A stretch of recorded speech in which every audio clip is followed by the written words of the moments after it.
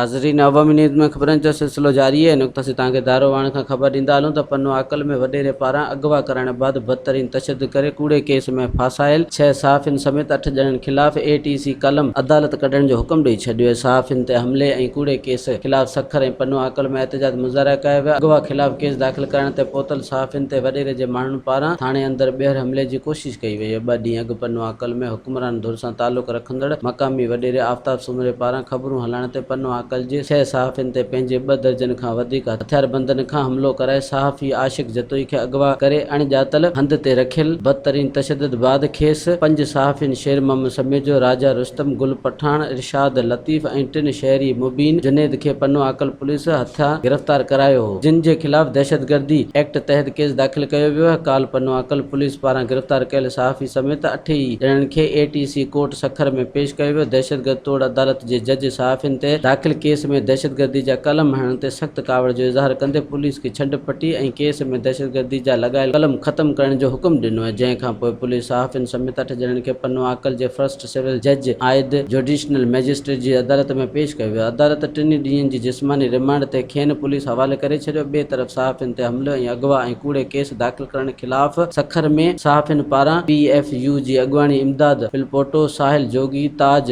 रिंद, नदीम बोज़दार, निसार चंजण, रहमान अंसारी ऐं 2 जी अॻवानी में एहतजाज मुज़ाहिरो कयो वियो। पन्नो आकल में सहाफ़ी Ghotki union of the journalist जे सदर लाला कादिर भुट्टो, अशरफ शाह, पुनल चाचड़ ऐं 2 जी अॻवानी में एहतजाज मुज़ाहिरो कयो वियो। सहाफ़ी अॻवान चयो आहे त करप्शन, बताखोरी ऐं वॾेरे के ज़ालिमनि ख़िलाफ़ कलम खणण ते सहाफ़िन खे दहशतगर्दी जहिड़े कूड़नि केस में फासायो वञे थो। पन्नो आकल पुलिस वॾेरे जे वंगार वहण में रिकॉर्ड क़ाइमु कंदे अगवा कयल ऐं बदतरीन तशद्दुद जो निशानो बणियल सहाफ़ी ते दहशतगर्दी कलम हेठि केस दाख़िल करे छॾियो। हिननि मुतालबो कयो त सहाफ़िन मथां दाख़िल केस ख़त्म करे वॾेरे आफ़ताब सुमरो, अब्दुल्ला चाचड़ ऐं 2 ख़िलाफ़ सहाफ़िन खे अगवा ऐं सहाफ़िन मथां तशद्दुद करण जो केस दाख़िल कयो वियो। होॾां SSP सखर इरफान समो जी ख़ातिरी तहत सखर ऐं घोटकी ज़िले जे सहाफ़िन पंहिंजे साथी जे अगवा ऐं तशद्दुद वाक़िए जो केस दाख़िल करण लाइ पन्नो आकल थाणे ते पहुता त SHO अला दायो पीताफ़ी ऐं वॾो मुंशी थाणे खां खिसकी विया। जंहिं दौरान अब्दुल्ला चाचड़ जी अॻवानी में वॾेरे आफ़ताब सुमरे जे 2 दर्जन खां वधीक माण्हुनि थाणे अंदरि सहाफ़िन मथां ॿीहर हमले जी कोशिश कंदे सहाफ़िन मथां उड़ियूं कयूं ऐं खेनि मौतमार धमकियूं ॾिनियूं। वधीक ख़बरनि ऐं तफ़सील लाइ विज़िट कयो अवामी news Facebook page, YouTube page ऐं अवामी न्यूज़ वेबसाइट।